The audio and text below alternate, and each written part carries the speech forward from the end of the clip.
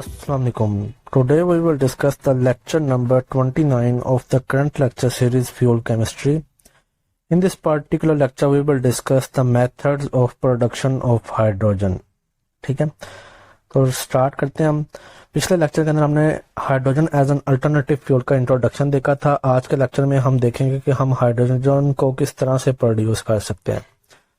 तो जो सबसे पहला मेथड है वो है इलेक्ट्रोलिसिस।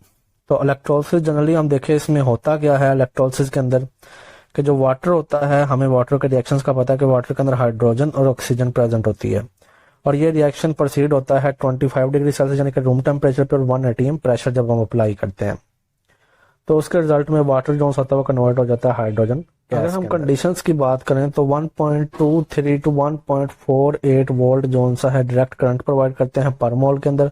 अगर हमारे पास करंट एसी में है और अगर एसी डीसी में कन्वर्ट हो जाता है तो लार्ज अमाउंट ऑफ एनर्जी जो होती है वो लॉस्ट हो जाती है। तो 1 मोल के अंदर हमें पता है वाटर के अंदर 18 ग्राम ऑफ वाटर होता है। तो इसको अगर हम इसको कितना वोल्टेज अप्लाई करेंगे, इसको 1.23 टू 1.48 वोल्ट जोन सा है हम सप्लाई करेंगे और हाइड्रोजन गैस जोन से होगी वो प्रोड्यूस होगी। ठीक है, ये पर मोल के लिहाज से है, यानी कि 1 मोल वाटर के अंदर 18 ग्राम ऑफ वाटर होता है। ठीक है, तो उसको हम जो करंट प्रोवाइड करेंगे वो होगा 1.63 टू 1.48 वोल्ट। ठीक है, तो उसके बाद नेक्स्ट अगर हम देखें बाय यूजिंग 25,000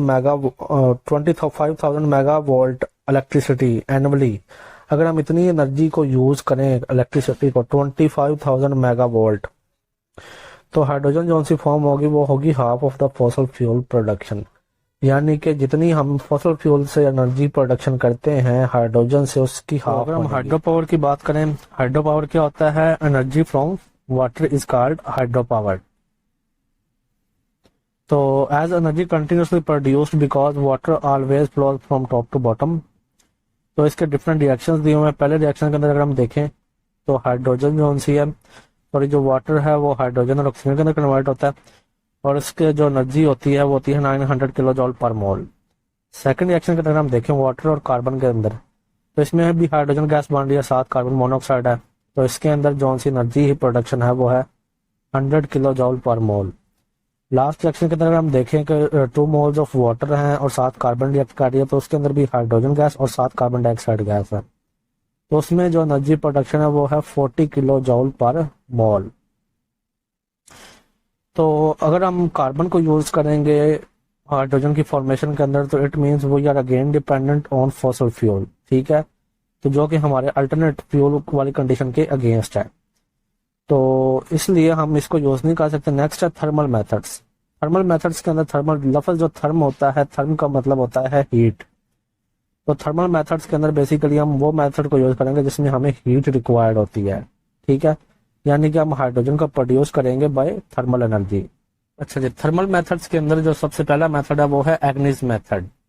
अब एग्निस मेथड जो हम थर्मल मेथड को डिस्कस करेंगे इसके अंदर हम डिफरेंट रिएक्शंस को देखेंगे कि किस तरह से साइक्लिक प्रोसेस कंप्लीट होता है और फिर हम उस हर रिएक्शन की थर्मल एफिशिएंसी और कर्नेट एफिशिएंसी को देखेंगे। तो स्टार्ट करते हैं एग्निस मेथड से। इस मेथड के अंदर फर्स्ट स्टेप में क्या है कि जो सी FeCl2 आयरन क्लोराइड है ये कन्वर्ट वाटर के साथ रिएक्ट करता है और इसके लिए हमें जो टेम्परेचर रिक्वायर्ड होता है वो है 550 टू 750 डिग्री सेल्सियस और आगे ये कन्वर्ट होता है फेरिक ऑक्साइड में, HCl में और हाइड्रोजन गैस में। अभी ये Fe3O4 है, इसको फर्दर हम रिएक्ट करवाएंगे HCl के साथ। ठीक है, तो ये इसके लिए हमें अब जो टेम्परेचर रिक्वायर्ड है, इसके लिए हमें जो टेम्परेचर रिक्वायर्ड है वो है 100 टू 110 डिग्री सेल्सियस और ये कन्वर्ट होगा फेरिक क्लोराइड में, फेरिक क्लोराइड में और साथ ही वाटर के अंदर कन्वर्ट हो जाएगा। अब फर्दर हम FeCl3 को यूज करेंगे और उसको 300 डिग्री सेल्सियस पे रिएक्ट करवाएंगे। ठीक है, 300 डिग्री सेल्सियस पे रिएक्ट करवाएंगे तो ये कन्वर्ट हो जाएगा FeCl2 के अंदर और Cl2 के अंदर। अब ये जो सी कलरिन है ये मैग्नीशियम हाइड्रोक्साइड के साथ रिएक्ट करेगी और इसके लिए जो टेम्परेचर रिक्वायर्ड है वो है 50 टू 90 डिग्री सेल्सियस। तो ये कन्वर्ट हो जाएगी मैग्नीशियम क्लोराइड के अंदर हाफ ऑक्सीजन है और साथ ही वाटर है।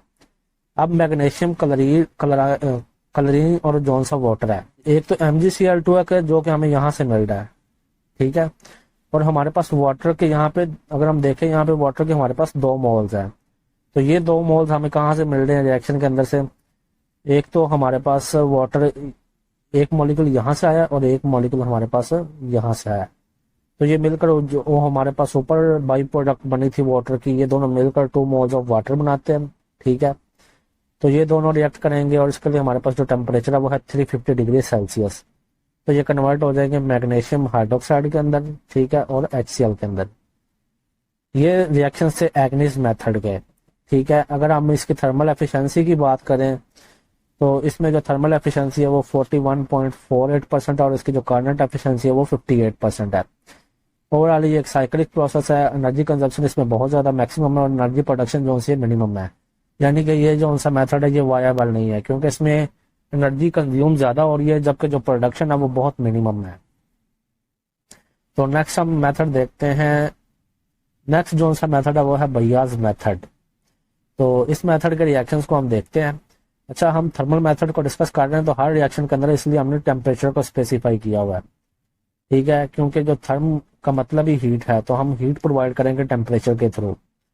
तो इसके मेथड्स को स्टेप्स को देखते हैं। सबसे पहला कौन सा है, कॉपर है। ये HCl के साथ रिएक्ट करेगी और इसके लिए जो हमें टेम्परेचर रिक्वायर्ड है वो अबाउट 100 डिग्री सेल्सियस है। तो ये कन्वर्ट हो जाएगा क्यूप्रस क्लोराइड के अंदर साथ हाइड्रोजन गैस के अंदर। अब ये जो सा क्यूप्रस क्लोराइड है इसको फर्दर टेम्परेचर प्रोवाइड करेंगे 30 to 100 डिग्री सेल्सियस।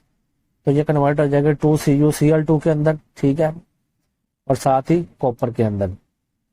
उसके बाद ये क्यूप्रस क्लोराइड है, इसको हम फर्दर रिएक्ट करवाएंगे 500 to 600 डिग्री सेल्सियस पे, ठीक है। तो ये फर्दर कन्वर्ट हो जाएगी 2CuCl के अंदर और साथ Cl2 के अंदर। अब ये जो उनसे Cl2 है ये रिएक्ट करेगी MgOH2 के अंदर के साथ, मैग्नीशियम हाइड्रोक्साइड के साथ। तो ये मैग्नीशियम क्लोराइड साथ वाटर और साथ हाफ ऑक्सीजन के साथ के अंदर कन्वर्ट हो जाएगी। अब पहले की तरह हम देखते हैं कि अब ये मैग्नीशियम क्लोराइड, ठीक है, और ये जो सा वाटर है ये आपस में रिएक्ट करेंगे और कितने टेम्परेचर पर रिएक्ट करेंगे, अबाउट 350 डिग्री सेल्सियस। तो ये कन्वर्ट हो जाएगा मैग्नीशियम हाइड्रोक्साइड के अंदर और साथ HCl के अंदर।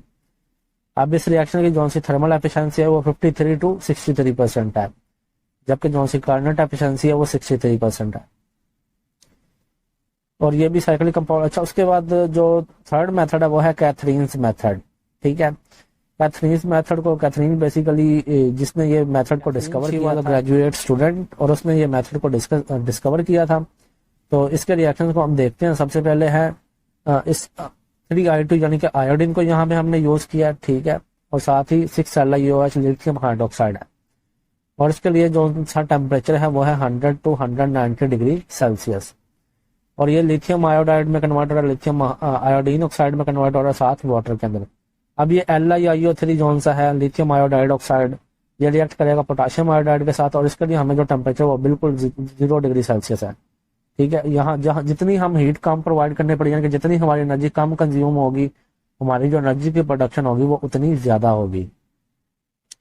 तो ये KiO3 पोटाशियम आयोडाइड ऑक्साइड के अंदर कन्वर्ट हो जाएगा, साथ लिथियम आयोडाइड के अंदर कन्वर्ट हो जाएगा। अब ये KiO3 इसको फर्दर हम रिएक्ट करवाएंगे 650 डिग्री सेल्सियस पे। तो ये कन्वर्ट हो जाएगा पोटाशियम आयोडाइड के अंदर, ऑक्सीजन के अंदर और O2 के अंदर। फिर फर्दर ये जो सा लिथियम ऑक्साइड था यहाँ से, ठीक है, ये लिथियम ऑक्साइड जो सा है ये रिएक्ट करेगा ये वाले वाटर मॉलिक्यूल के साथ, ठीक है। ये लिथियम ऑक्साइड और ये वाटर आपस में रिएक्ट करेंगे और इसके लिए हम जो टेम्परेचर प्रोवाइड करेंगे वो होगा सिर्फ 50 to 600 डिग्री सेल्सियस। तो ये कन्वर्ट हो जाएगा हाइड्रोजन आयोडाइड के अंदर और लिथियम हाइड्रोक्साइड के अंदर। अब ये जो सा हमारे पास HI है, हाइड्रोजन आयोडाइड, ये रिएक्ट करेगा निकल के साथ, इसको हम निकल के साथ रिएक्ट करवाएंगे, ठीक है। और इसके लिए जो सा टेम्परेचर होगा वो अबाउट 150 डिग्री सेल्सियस होगा। तो ये कन्वर्ट हो जाएगा निकल आयोडाइड के अंदर और साथ ही हाइड्रोजन की प्रोडक्शन हो जाएगी हमारे पास। अब ये जो सा निकल आयोडाइड है, ठीक है, ये जो सा निकल आयोडाइड है इसको हम फर्दर रिएक्ट करवाएंगे 700 डिग्री सेल्सियस पे। तो ये फर्दर कन्वर्ट हो जाएगा निकल के अंदर और साथ ही आयोडीन के अंदर। तो अगर हम इन रिएक्शंस की थर्मल और कार्नट एफिशिएंसी को डिस्कस करें तो इसकी जो थर्मल एफिशिएंसी है वो 64 to 83% है, जबकि इसकी जो सी कार्नट एफिशिएंसी है वो 83% है। तो अगर हम कंपेयर करें ऊपर वाले दोनों मेथड से तो इसकी जो सी एफिशिएंसी है वो सबसे ज्यादा है, पहले जो सा एग्निस मेथड था उसमें जो सी कार्नट एफिशिएंसी 58 थी और जो थर्मल एफिशिएंसी थी वो 41 to 58% थी। फिर भैयाज मेथड की बात करें तो इसमें भी 53 to 63% थी और जो कार्नट एफिशिएंसी थी वो 58 से 63% हो गई थी। ठीक है। और जो सा कैथरीन्स मेथड है इसमें एफिशिएंसी सबसे ज्यादा है, जो थर्मल एफिशिएंसी है वो 64 to 83% है, जबकि जो सी कार्नट एफिशिएंसी है वो 83% है। अच्छा जी, ये थे थर्मल मेथड्स। इसमें हमने 3 मेथड्स को डिस्कस किया, सब मेथड्स को। इसके बाद जो नेक्स्ट मेथड है जिसके जरिए हम हाइड्रोजन को प्रोड्यूस कर सकते हैं वो है नेचुरल गैस। अब नेचुरल गैस के अंदर हम सबसे पहले हम डिस्कस करते हैं हैबर्स प्रोसेस को। हैबर्स प्रोसेस को हमें पता है कि इसके अंदर हम अमोनिया की प्रोडक्शन करते होते हैं। ठीक है। हैबर्स प्रोसेस के अंदर बेसिकली क्या होता है, अमोनिया की प्रोडक्शन होती है। ये अमोनिया का रिएक्शन है कि नाइट्रोजन और जब हाइड्रोजन आपस में रिएक्ट करते हैं तो उसके रिजल्ट में अमोनिया की फॉर्मेशन होती है। और इस रिएक्शन की अगर हम कंडीशन की बात करें तो जो टेम्परेचर रिक्वायर्ड होता है वो 500 डिग्री सेल्सियस होता है और जो प्रेशर रिक्वायर्ड होता है वो 300 atm होता है। और इसके अंदर जो सा कैटालिस्ट यूज होता है वो आयरन कैटालिस्ट होता है। ठीक है। जब हम इसको प्रोवाइड करते हैं तो हमारे पास अमोनिया की प्रोडक्शन होती है। अब अगर हम नेचुरल गैस की बात करें तो नेचुरल गैस के अंदर जो 85% इसका पोर्शन होता है वो मीथेन होता है। तो अब अगर हम इसके फर्दर रिएक्शंस को देखें तो सबसे पहले जो मीथेन होगी वो कन्वर्ट होगी कार्बन और हाइड्रोजन गैस के अंदर। अब ये जो सी कार्बन है, ठीक है, ये फर्दर वाटर के साथ रिएक्ट करेगी और ये कन्वर्ट होगी कार्बन मोनोऑक्साइड के अंदर और साथ अगेन हाइड्रोजन के अंदर। अब मीथेन ऑक्सीजन के साथ रिएक्ट करेगी तो कार्बन मोनोऑक्साइड और हाइड्रोजन की फॉर्मेशन होगी। इसी तरह से मीथेन जब 2 मोल्स ऑफ वाटर के साथ रिएक्ट करेगी तो कार्बन डाइऑक्साइड और हाइड्रोजन के अंदर कन्वर्ट होगी। तो इसके अंदर अगर हम देखें हर स्टेप के अंदर हमारे पास हाइड्रोजन की प्रोडक्शन हो रही है, जबकि थर्मल मेथड्स के अंदर ऐसा नहीं था। तो लेकिन जो CH4 है ये एक प्राइमरी फ्यूल यानी कि फॉसल फ्यूल है, तो अगेन हम डिपेंडेंट हो रहे हैं इस पे। ठीक है। और उसके अलावा एक और ये चीज है कि इट विल बी एक्सपेंसिव, ये हमें काफी कॉस्टली पड़ेगा। ठीक है। और इसके साथ साथ ये भी होगा कि हमारे जो एनर्जी सोर्सेज होंगे वो भी वेस्ट होंगे और हम फ्यूल को यूज नहीं कर सकते अल्टरनेटिव फ्यूल के अंदर। तो नेक्स्ट जो सा मेथड है जिसके जरिए हम हाइड्रोजन को प्रोड्यूस कर सकते हैं वो है थर्मल न्यूक्लियर मेथड्स। तो थर्मल न्यूक्लियर मेथड को हम देखते हैं। Waste of any nature can be used and produced and converted into production of H2। Mostly जो ऑर्गेनिक वेस्ट होता है उसके अंदर कौन कौन से एलिमेंट होते हैं, उसके अंदर जो एलिमेंट होते हैं वो होते हैं carbon, hydrogen, oxygen, nitrogen, sulphur और फॉस्फोरस। तो जितने भी हम डेली लाइफ में प्रोडक्ट्स को यूज करते हैं उसके अंदर ये एलिमेंट्स लाजमी होते हैं जो कि ऑर्गेनिक वेस्ट है, carbon, hydrogen, oxygen, nitrogen, sulphur और फॉस्फोरस। तो इनको हम बर्न करके भी हाइड्रोजन को प्रोड्यूस कर सकते हैं।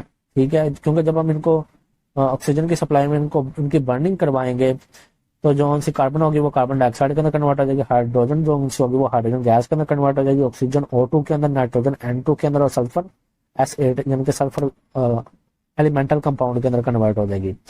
तो जब ये हमारे पास मिक्सचर बनेगा तो इसमें से हाइड्रोजन को हम क्या कर लेंगे, सेपरेट कर लेंगे और इसको हम फर्दर यूज कर सकते हैं। और सेपरेशन किस तरह से की जाती है, सेपरेशन के लिए हम अपना यूज करते होते हैं जाउल थॉमसन इफेक्ट। ठीक है। जब ये हमारे पास एलिमेंटल मिक्सचर बनेगा तो इसकी हम ये जो हाइड्रोजन की हमने सेपरेशन करवानी है, ठीक है, इसके वो हम किसकी मदद से करवाएंगे, वो हम करवाएंगे जाउल थॉमसन इफेक्ट की मदद से। अब ये थर्मल न्यूक्लियर जो है nuclear explosion it can be converted into elemental form but the main problem is radiation poisoning. ये जो न्यूक्लियर मेथड्स होते हैं इसके अंदर रेडिएशन के अहमियत होती है, रेडिएशन पॉइजनिंग होती है, क्योंकि इसके अंदर हम बेसिकली जो न्यूक्लियर मेथड्स होते हैं इसके अंदर रेडिएशंस की एमिशन होती है जो कि हार्मफुल होती है और कैंसर वगैरह कॉज कर सकती है। तो time is required to minimise the radiation poisoning that is huge.